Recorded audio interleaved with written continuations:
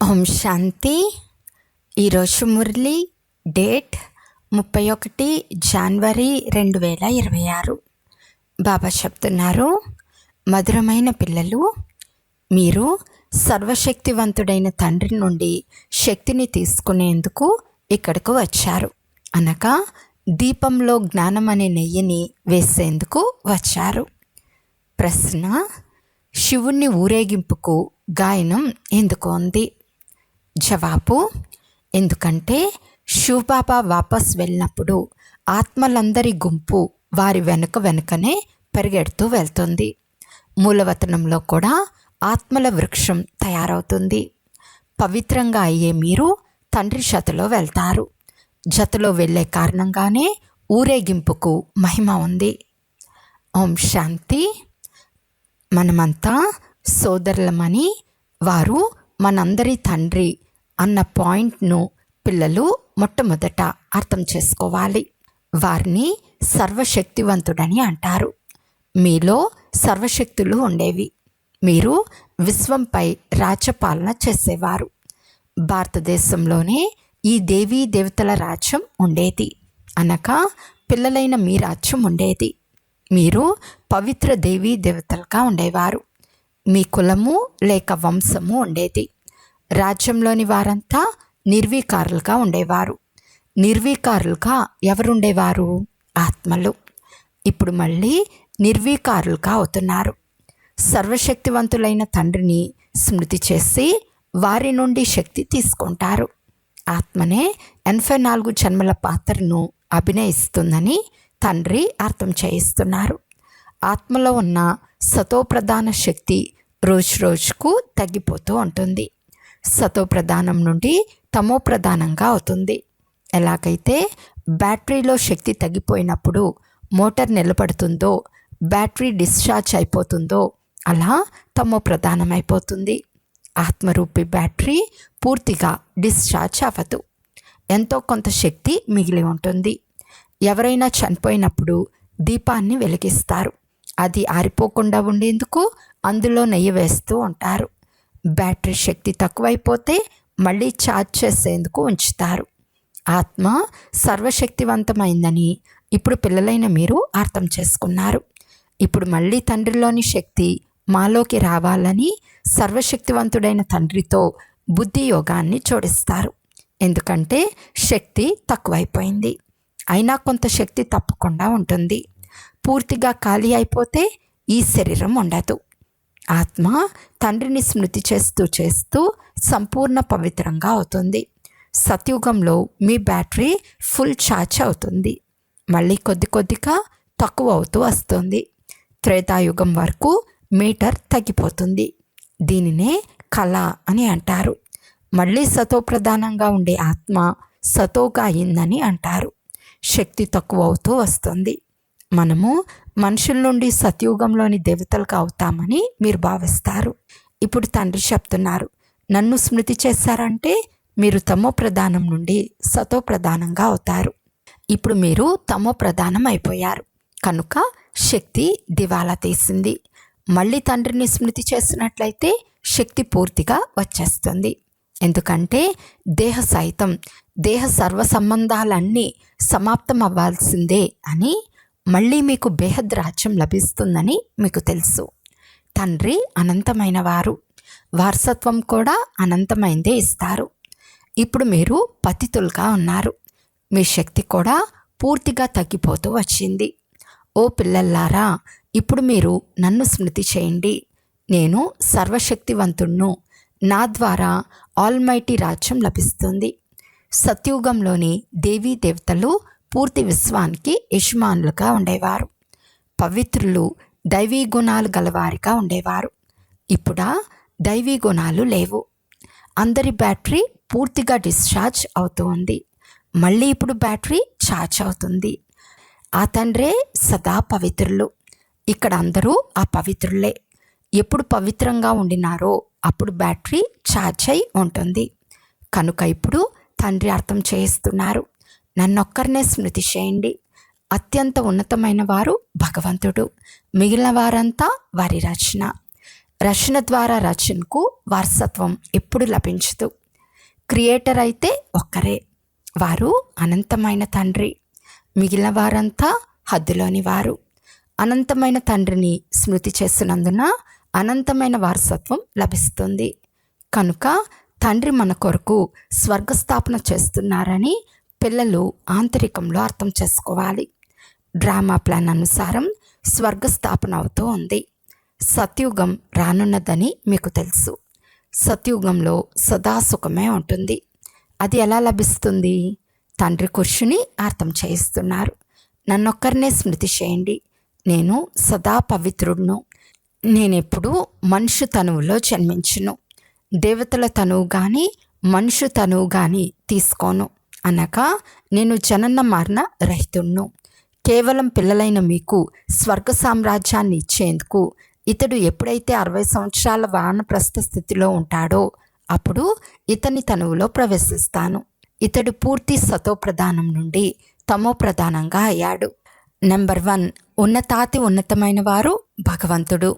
తర్వాత సూక్ష్మవతన వాసులైన బ్రహ్మ, విష్ణు, శంకర్లు. వీరి సాక్షాత్కారం జరుగుతుంది. సూక్ష్మవతనం హద్దులోనిది కదా, అక్కడ శరీరాలుండవు. సూక్ష్మ శరీరం కేవలం దివ్య దృష్టి ద్వారా దర్శింపబడుతుంది. మనుష్య సృష్టి అయితే ఇక్కడే ఉంది. పోతే వారైతే సాక్షాత్కారం కొరకు ఉంచబడిన ఫరిస్తాలు. పిల్లలైన మీరు కూడా చివరిలో ఎప్పుడైతే పూర్తి పవిత్రంగా అవుతారో అప్పుడు మీ సాక్షాత్కారం కూడా జరుగుతుంది. అలాంటి ఫరిస్తాలుగా అయ్యి మళ్ళీ సత్యుగంలో ఇక్కడికే వచ్చి స్వర్గాధిపతులుగా అవుతారు. ఈ బ్రహ్మ విష్ణువునేమీ స్మృతి చేయడు. ఇతడు కూడా శివబాబాను స్మృతి చేసి ఇలా విష్ణువుగా అవుతాడు. కనుక ఇది అర్థం చేసుకోవాలి కదా. ఇతడు రాజ్యాన్ని ఎలా పొందాడు? యుద్ధం మొదలైనవేవి జరగవు. దేవతలు హింస ఎలా చేస్తారు? ఎవరు అంగీకరించినా అంగీకరించుకున్నా ఇప్పుడు పిల్లలైన మీరు తండ్రిని స్మృతి చేసి రాజ్యాన్ని తీసుకుంటారు.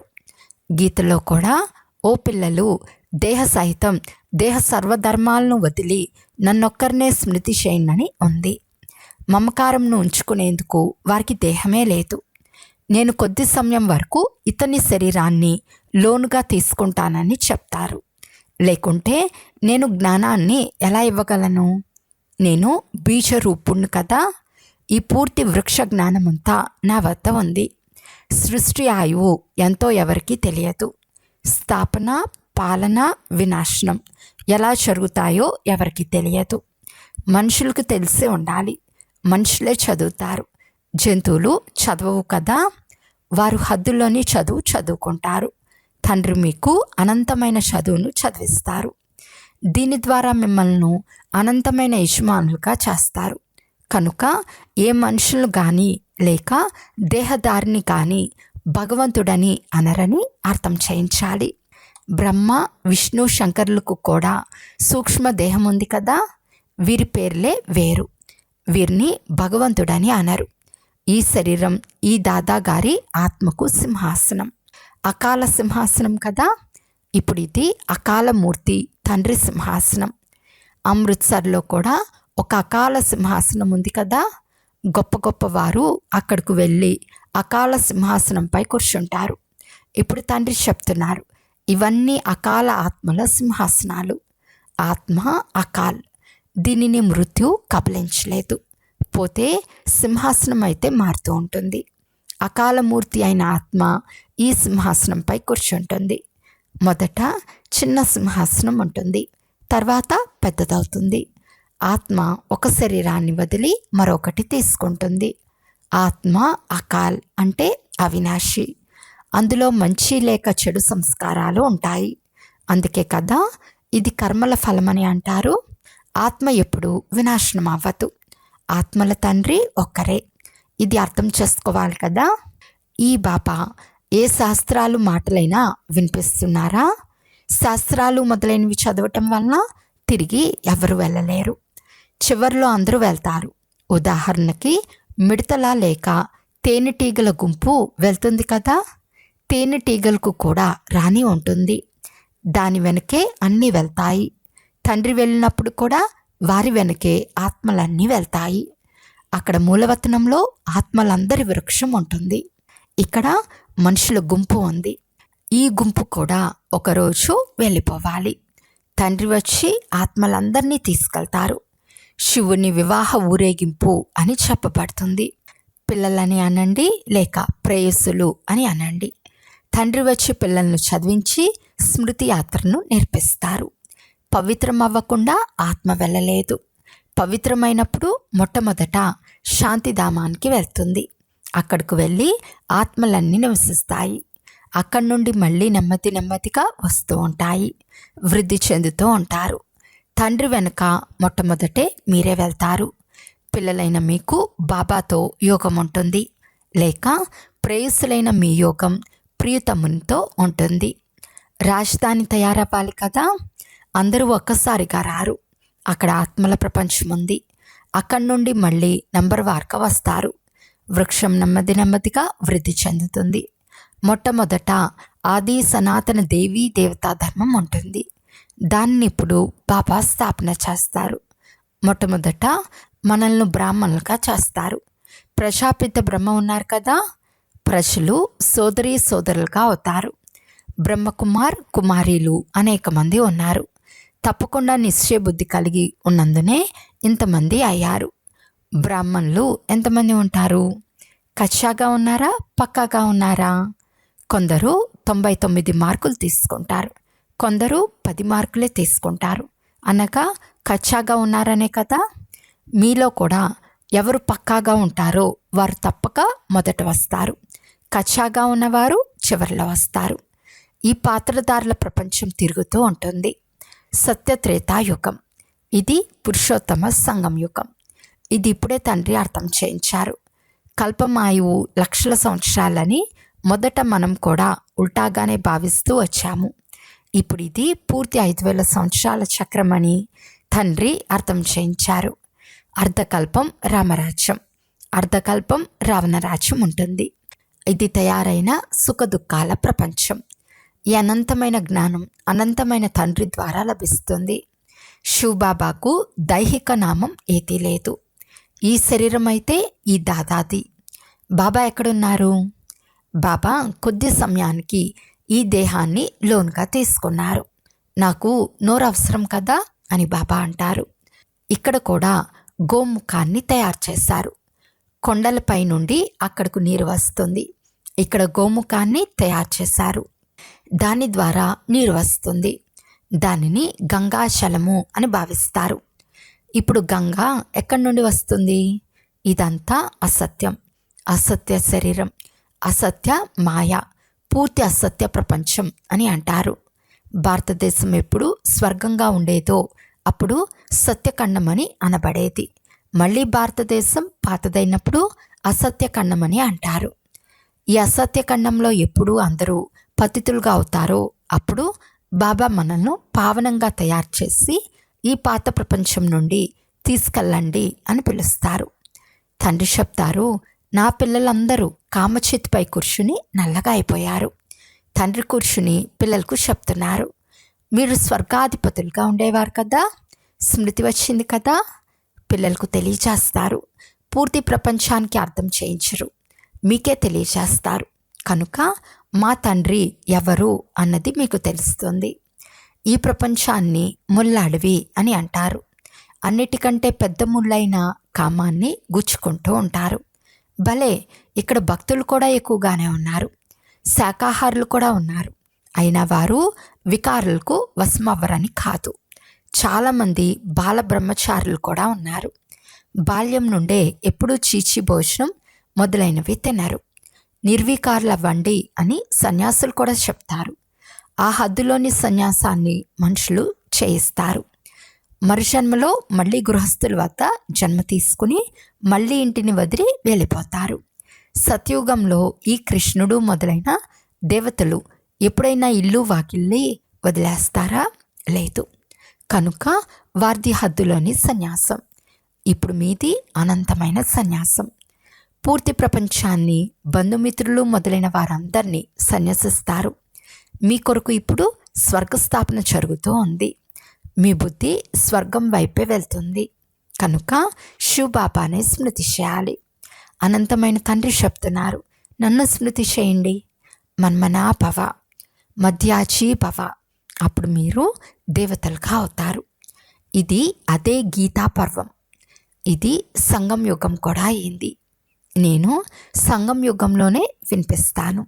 రాజయోగం తప్పకుండా వెనకటి జన్మలో సంగం యుగంలోనే నేర్చుకుని ఉంటారు. ఈ సృష్టి పరివర్తన అవుతుంది కదా, మీరు పతితుల నుండి పావనులుగా అవుతారు. ఇప్పుడు ఇది పురుషోత్తమ సంగం యుగం. ఇప్పుడు మనం ఇలాంటి తమో ప్రధానుల నుండి సతో ప్రధానులుగా అవుతాము. ప్రతి విషయాన్ని బాగా అర్థం చేసుకుని నిశ్చయం చేసుకోవాలి. ఈ విషయాలు ఏ మనుషులు చెప్పటం లేదు. ఇది శ్రీమతం అనగా భగవంతుని శ్రేష్టాతి శ్రేష్టమైన మతం. మిగిలినవన్నీ మానవుల మతాలు. మనుషుల మతం ద్వారా క్రింద పడిపోతూ వచ్చారు. ఇప్పుడు శ్రీమతం ద్వారా మీరు పైకి ఎక్కుతారు. తండ్రి మనుషుల నుండి దేవతలుగా చేసేస్తారు. దైవీ మతం స్వర్గవాసులది. ఇది నరకవాసి మనుషుల మతం. దీనిని రావణుని మతం అని అంటారు. రావణ రాజ్యం కూడా తక్కువైందేమీ కాదు. పూర్తి ప్రపంచంపై రావణుని రాజ్యం ఉంది. ఇది అనంతమైన లంక. దీనిపై రావణుని రాజ్యం ఉంది. మళ్ళీ దేవతల పవిత్ర రాజ్యం ఉంటుంది. అక్కడ చాలా సుఖం ఉంటుంది. స్వర్గానికి ఎంత మహిమ ఉంది. స్వర్గస్థులైనారని అంటారు కూడా. అనగా తప్పకుండా నరకంలో ఉండినారనే కదా. నరకం నుండి వెళ్ళారు అంటే మళ్ళీ తప్పకుండా నరకంలోనే వస్తారు కదా. ఇప్పుడు స్వర్గం ఎక్కడుంది? ఈ విషయాలు ఏ శాస్త్రాల్లోనూ లేవు. ఇప్పుడు తండ్రి మీకు పూర్తి జ్ఞానం అంతా ఇస్తున్నారు.